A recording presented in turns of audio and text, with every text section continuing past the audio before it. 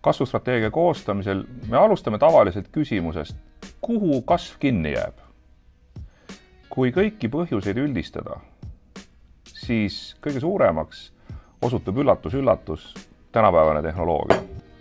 Me oleme 24/7 inforuumis, infot on üha rohkem, see muutub üha keerulisemaks ja üha ebausaldusväärsemaks.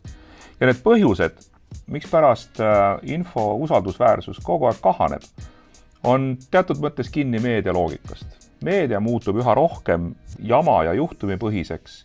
Me kuuleme sündmustest, kuuleme väga vähe üldistustest, me ei saa aru, kas tegemist on erandi või reegliga. Meedia on kogu aeg kättesaadav, sa pead kogu aeg seda jälgima, kogu aeg otsustama, mis on oluline, mis on ebaoluline. Üha rohkemaks muutub oskus informatsiooni filtreerida, eristada fakti valest, ebatõde tõest ja ka siin ei ole midagi teha.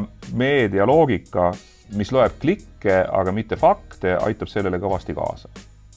Kuna infot on nii palju, siis meie võime inimestena infot filtreerida on viidud viimase piirini.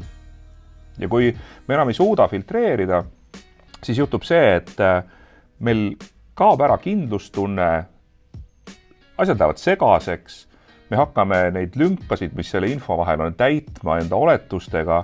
Need oletused teevad seda, et meil pole enam aega oma otsuseid läbi mõelda samm-sammu haaval, me hüppame faktidest kohe järeldusteni ja kui me nende järeldustega oleme mõnda aega juba niimoodi opereerinud, siis see mõjutab meie arusaama sellest, milline maailm on ja tekivadki nagu paralleelreaalsused.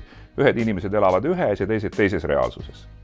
Infouputusest ja mürast tulenevalt on täna strateegia koostamisel rohkem kui kunagi vaja selgust, kindlust ja fookust.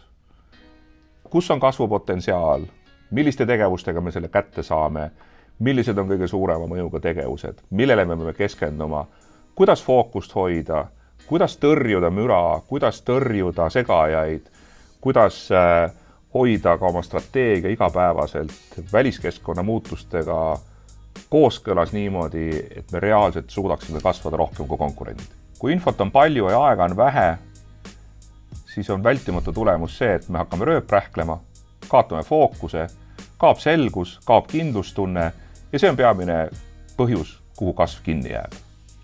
Fookuse hoidmisest juba järgmises videopostituses.